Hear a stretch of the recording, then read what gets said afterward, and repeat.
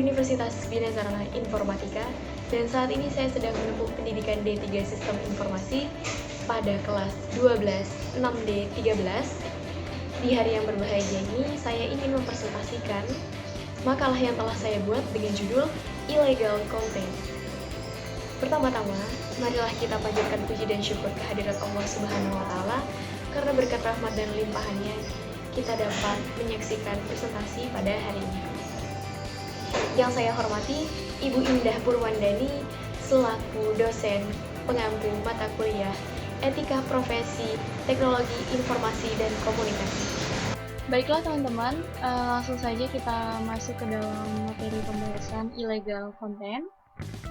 Di dalam presentasi kali ini saya membahas 3 materi, yaitu cybercrime, cyberlaw, dan illegal content.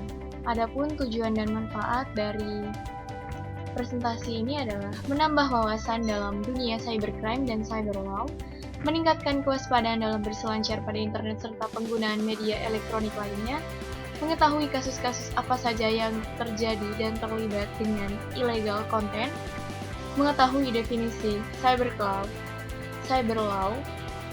cybercrime, dan illegal content. Yang terakhir adalah mengetahui regulasi yang ditentukan pemerintah tentang kejahatan illegal content. Dan selanjutnya ada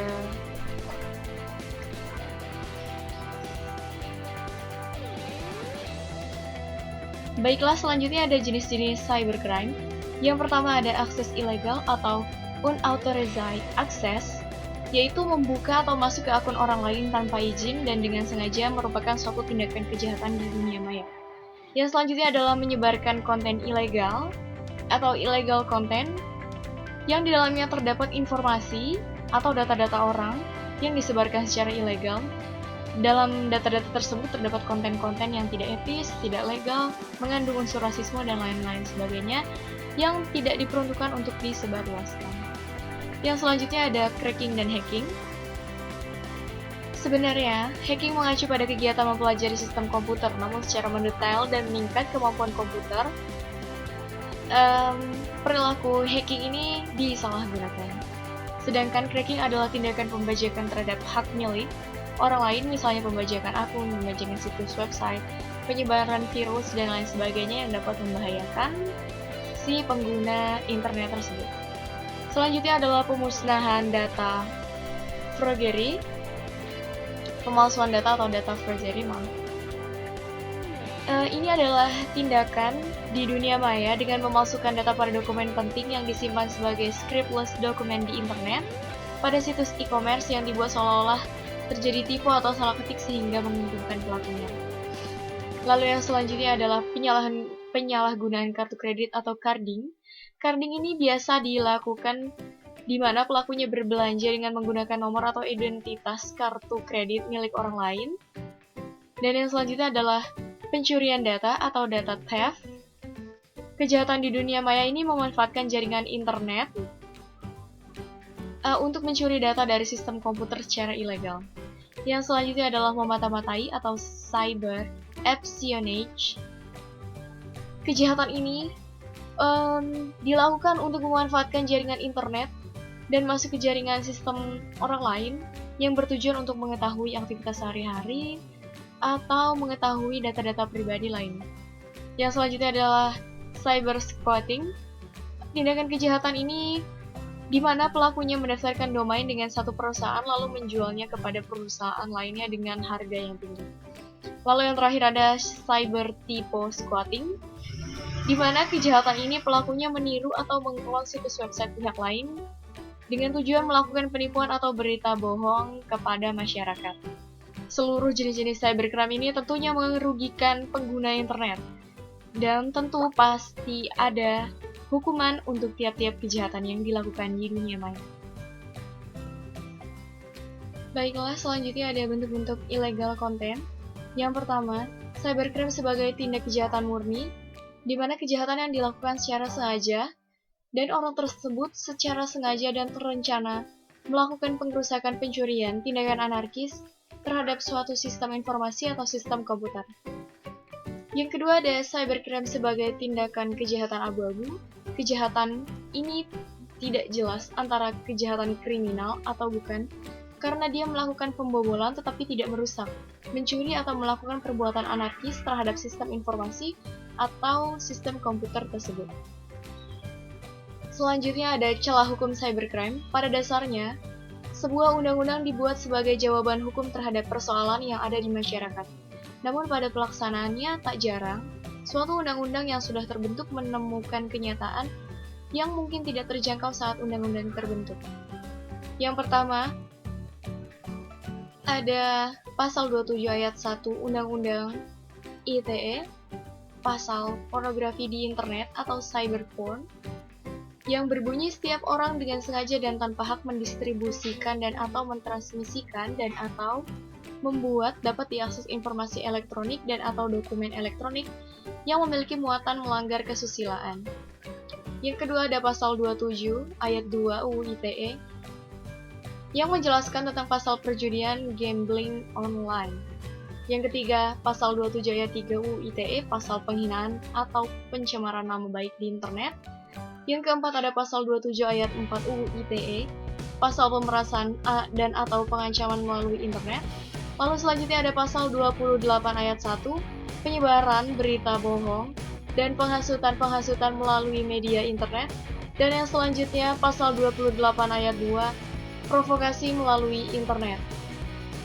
Sangat jelas bahwa pemerintah sudah mengatur kejahatan cybercrime, namun pada proses penerapannya masih terdapat celah-celah hukum, masih terdapat celah-celah di mana para perilaku cybercrime dapat melakukan cybercrime tanpa terkena hukum.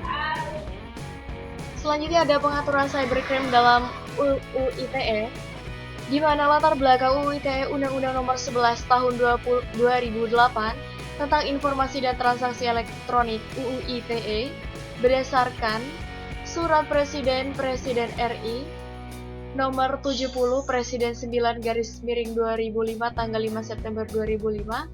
Naskah UU ITE secara resmi disampaikan kepada DPR pada tanggal 21 April 2008. Dan undang-undang ini disahkan. Dua muatan besar yang diatur dalam UU ITE adalah pengaturan transaksi elektronik dan tindak pidana cybercrime itu sendiri. Selanjutnya ada cyber law. Cyber law adalah hukum yang digunakan di dunia maya, cyber, yang diasosiasikan dengan internet yang isinya mengupas mengenai aspek-aspek aktivitas manusia pada saat menggunakan internet dan memasuki dunia maya atau cyber, namun diartikan secara sempit kepada apa yang diatur. Tujuan cybercrime dibentuknya tujuan cyber law atau alasan tujuan dibentuknya cyber law ini berdasarkan alasannya. Yang pertama ada perkembangan teknologi. Semakin pesat perkembangan teknologi, maka semakin banyak celah dari perilaku cybercrime. Oleh karena itu butuh pengaturan hukum yang berkaitan dengan pemanfaatan teknologi tersebut. Yang kedua ada perangkat hukum di bidang teknologi informasi lemah. Seperti masih belum dilakukannya dokumen elektronik secara tegas sebagai alat bukti oleh KUHP. Hal tersebut dikarenakan masih banyak pemalsuan alat bukti dan peninggalan jejak secara sepihak oleh perilaku cybercrime. Lalu yang selanjutnya adalah permasalahan yang sering muncul, yaitu kasus yang beragam pada tiap fasenya menyebabkan kurangnya regulasi tegas terkait cybercrime. Jadi semakin pesat perkembangan teknologi, maka permasalahan yang sering muncul itu semakin sering terjadi dan regulasi tentang hukumnya ini harus dikembangkan lagi ke depan. Nah, yang selanjutnya ada illegal content. Definisi dari illegal content sendiri adalah kejahatan dengan memasukkan data atau informasi ke internet tentang sesuatu hal yang tidak benar, tidak etis dan dapat dianggap melanggar hukum, dan mengganggu ketertiban umum. Dalam artian sederhana adalah merupakan kegiatan penyebaran seperti mengunggah dan menulis hal yang salah atau dilarang dan dapat merugikan orang lain. Adapun motif-motif dari para pelaku illegal content adalah cybercrime sebagai tindakan kejahatan murni, yang kedua cybercrime sebagai tindakan kejahatan yang abu-abu, yang ketiga cybercrime yang menyerang individu, cybercrime yang menyerang hak cipta atau hak milik, lalu cybercrime yang menyerang pemerintah. Nah, dapat diketahui di sini ada pasal-pasal yang mengatur tentang illegal content, di mana ketika pelakunya melakukan sebuah kejahatan illegal content, maka ada pasal 1 angka 21 ITE bahwa orang adalah orang perorangan baik warga negara Indonesia maupun warga negara asing atau badan hukum, di mana seseorang ini telah memiliki niat untuk melakukan kejahatan dan kejahatannya ini direalisasikan di sosial media internet. Lalu peristiwa hukum yang mengatur tentang peristiwa illegal content yaitu perbuatan penyebaran informasi elektronik atau dokumen elektronik seperti dalam pasal 27 sampai pasal 29. Lalu selanjutnya ada contoh kasus illegal content. Di sini saya mengambil 3 contoh. Yang pertama ada cyberporn. Cyberporn itu sendiri merupakan kegiatan yang dilakukan dengan membuat, memasang, atau mendistribusikan dan menyebarkan material yang berbau pornografi, cabul, mengekspos hal-hal yang tidak pantas. Yang kedua ada plagiarisme, peniruan tampilan pada webpage suatu situs milik orang lain secara ilegal, penyiaran suatu informasi di internet yang ternyata merupakan rahasia dagang orang lain, dan lain sebagainya. Biasanya plagiarisme ini sangat sering terjadi dan setiap kasusnya memiliki fase yang berbeda-beda. Lalu selanjutnya ada pembobolan situs layanan penjualan tiket pesawat tiket.com. Pada bulan Maret 2016, Direktorat Cybercrime Barreskrim Polri menangkap 3 tersangka pembobol situs layanan penjualan tiket pesawat tiket.com. Ketiganya membobol dengan meretas situs tiket.com yang mengakibatkan kerugian mencapai 4 miliar dan Citylink rugi hampir 2 miliar. Karena Citylink ini berkaitan secara langsung kepada penjualan tiket pesawat, ya teman-teman.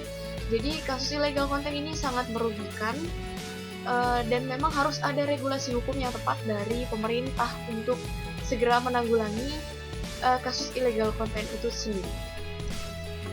Lalu selanjutnya ada penyebab-penyebab terjadinya illegal content. Yang pertama, akses internet yang tidak terbatas. Dengan adanya akses internet yang tidak terbatas, maka kita diberikan kenyamanan dan kemudahan dalam mengakses segala sesuatu tanpa ada batasannya. Hal itu memicu kebebasan daripada setiap perorangan untuk melakukan kejahatan di dunia maya. Yang selanjutnya adalah kelalaian pengguna komputer, di mana hal ini sangat umum terjadi karena tidak setiap orang memiliki tingkat kredibilitas atau kedetailan terhadap akun-akun sosial media yang mereka punya, seperti misalnya kartu kredit, kartu bank, atau akun sosial media yang menyimpan data-data pribadi tidak disimpan secara aman ya teman-teman. Jadi hal itu memicu terjadinya illegal content. Terlebih jika pemilik akun ini milik pemerintah atau milik orang-orang yang bernama. Dan selanjutnya adalah sistem keamanan jaringan yang lemah. Orang-orang dalam menggunakan fasilitas internet kebanyakan lebih mementingkan desain yang dimiliki dengan menyepelekan tingkat keamanannya. Banyak sekarang seperti platform-platform yang menyediakan tampilan UX yang menarik, tapi tingkat keamanannya rendah. Dan kita sebagai pengguna dengan suka hati memakai aplikasi tersebut karena aplikasi tersebut kelihatannya bagus dipandang mata, padahal tingkat keamanannya rendah. Jadi harus lebih berhati-hati lagi tentunya. Yang selanjutnya ada kurangnya perhatian masyarakat. Masyarakat dan penegak hukum saat ini masih memberi perhatian yang sangat besar terhadap kejahatan konvensional. Illegal content pun dapat terjadi karena kurangnya perhatian dari masyarakat, terlebih jika ada masyarakat-masyarakat yang masih gaptek ya, gagap teknologi, di mana mereka masih belum bisa menggunakan internet secara optimal dan menyebabkan terjadinya celah dari illegal content tersebut. Yang selanjutnya adalah para pelaku merupakan orang yang pada umumnya cerdas. Dan faktor ini sulit dihindari karena kecerdasan dalam mengakses internet yang dimiliki seorang di zaman sekarang ini banyak yang disalahgunakan demi mendapatkan keuntungan semata. Di mana kita dapat mempelajari yang namanya teknologi informasi itu di mana saja, seperti YouTube dan lain sebagainya. Ada pula kita dapat belajar dari media-media gelap seperti dark web. Nah, di sana kita dapat mengakses situs-situs yang tidak boleh diakses, dan di sana pun tidak hanya situs negatif, tapi situs positif yang bernuansa negatif seperti situs pembelajaran menghack suatu website. Itu kan sebenarnya positif ya, tapi jika digunakan untuk merusak website dari suatu perusahaan besar dan mengambil keuntungan, maka itu akan menjadi dampak negatif dan tergolong ke dalam pada perilaku kejahatan illegal content. Yang selanjutnya ada penanggulangan illegal content. Yang pertama ada pengamanan sistem yang kuat. Sebuah sistem keamanan berfungsi untuk mencegah adanya perusakan bagian dalam sistem karena dimasuki atau diakses oleh pemakai lain tanpa persetujuan pemilik. Kita bisa memakai yang namanya password, kode, atau autentifikasi dua faktor dari perangkat-perangkat yang kita punya, seperti misalnya kartu kredit atau akun sosial media, laptop. Intinya media atau sarana untuk mengakses internet. Dan selanjutnya ada penanggulangan global, melakukan modernisasi hukum pidana nasional beserta hukum acaranya, meningkatkan sistem pengamanan jaringan komputer nasional sesuai dengan standar internasional. Dapat kita ketahui di Indonesia memang hukum pada bidang teknologi informasi masih sangat lemah ya teman-teman. Jadi perlu adanya evaluasi dari pemerintah untuk menjadikan hukum ini lebih tegas lagi ke depannya. Dan selanjutnya ada perlunya dukungan lembaga khusus. Indonesia sendiri sebenarnya sudah memiliki IDCIRT atau Indonesia Computer Emergency Response Team. Unit ini merupakan point of contact bagi orang yang melaporkan masalah-masalah keamanan komputer.